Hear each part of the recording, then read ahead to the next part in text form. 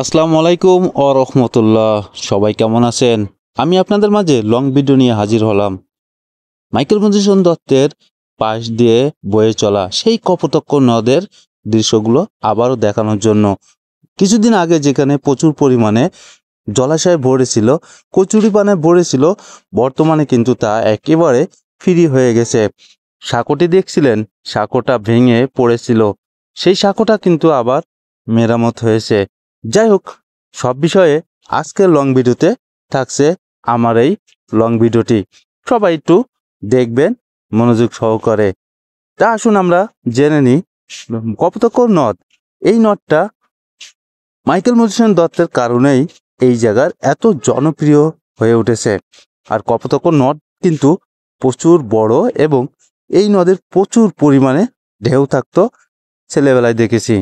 বর্তমানে সব প্রায় নদীগুলো মরে এখন ছোট ছোট খালে পরিণত হয়েছে।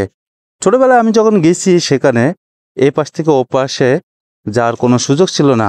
এত বড় দেখাতো, আড়াআড়িভাবে পার হতে অনেক হতো কষ্ট। বর্তমান সময় দেখেন একেবারে পুকুরের মতন মনে হয়, সাঁতরিয়ে ওর পাশে চলে যেতে পারবেন।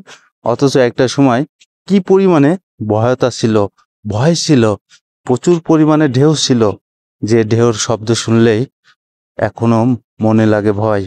এত পরিমাণে ঢেউর শব্দ ছিল, পরিমাণে ঢেউগুলো আসতো, সেই ঢেউর সাথে সাথে মানুষজন সেখানে বেশিরভাগই ভয়ে থাকতো এবং সেই ভয়েতে বর্তমান সময়ে কিন্তু একেবারে ছোট আকারে পরিণত হওয়াতেই ভয়টা কেটে গেছে। পাশ দিয়ে এখন শুধুমাত্র গাছগাছালি, বসার জায়গা এবং পার্কের মতন একটা জায়গা মনে হবে। সেখানে গেলে দুই পাশে সিঁড়ি বাঁধিয়ে কত সুন্দর দৃষ্টিনন্দন জায়গাগুলো করেছে। সাঁকোটি দেখতে পাচ্ছেন, সেই সাঁকোটা কিন্তু মাঝে করে দেখাইছিলাম ভেঙে পড়েছিল নিচে দিয়ে। প্রচুর পরিমাণে লোক যাতায়াত করে, অথচ সাঁকোটা চেয়ে এখানে ব্রিজের দরকার ছিল, সেটা হয়নি। যেখানে ব্রিজের দরকার নেই অনেক সময় সেখানে ব্রিজগুলো হয়। তো যাই হোক, আমরা আবার নদীতে ফিরে আসি। কপোতাক্ষ নদ মাইকেল মধুসূদন দত্তের ছেলেবেলা প্রচুর পরিমাণে সেখানে পাড়ে কবিতা করেছেন, গল্প করেছেন, বিভিন্ন রকমভাবে সে খেলাধুলো করেছেন।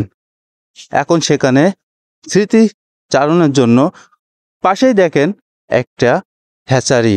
এই হ্যাচারিতে প্রচুর পরিমাণে চিংড়ির পোনা তৈরি করা হয়, সেটাও দেখাই দিলাম আপনাদের।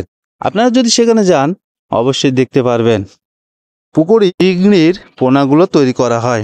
দারুণ একটা দৃশ্য, নন্দনীয় দৃশ্য। সেখানে কিছুদিন আগে যখন নদীর পরে সাঁকোটি ভেঙে গেছিল, নৌকাগুলো পারাপার করে কিছুটা অর্থ উপার্জন করলেও বর্তমান সময় কিন্তু আবারও সাঁকো চালু হওয়াতেই সেইটাও সম্ভব হচ্ছে না।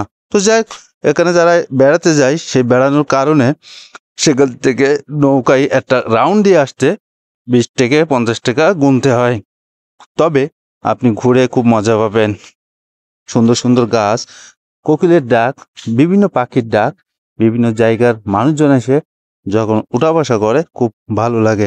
ভিডিওটি কেমন লেগেছে আপনাদের কাছে অবশ্যই জানাবেন কমেন্টের মাধ্যমে। ধন্যবাদ সবাইকে। আল্লাহ হাফেজ।